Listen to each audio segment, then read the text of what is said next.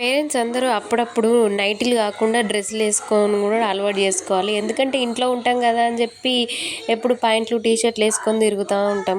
నేను డ్రెస్ వేసుకుంటే మాత్రం మా పిల్లలతో మామూలు రచ్చ ఉండదు. మా పిల్లలది ఆల్రెడీ బస్సు కూడా వచ్చింది. నేను ఎక్కడున్నా అని వీడు వెతుకుతున్నాడు. నేను వీడిని పిలుస్తున్నా కానీ వీడిని నేను ఎక్కడున్నా అని కూడా వెతుకుతున్నాడు. మరి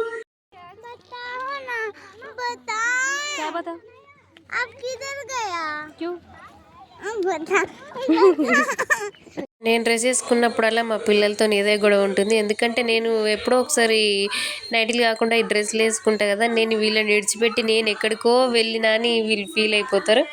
ఇంట్లో కూడా మాలాంటి పిల్లలు ఎవరైనా ఉన్నారా? ఉంటే కామెంట్ చేసి చెప్పండి. ఎవరైనా ఉంటే ఏం చెప్పాలి? నేను ఎట్టుకోలేను పా చేయాలి పూజ కదా, అందుకే. నా ఛానల్ ఎవరైనా లైక్ చేయని అంటే లైక్ చేయండి.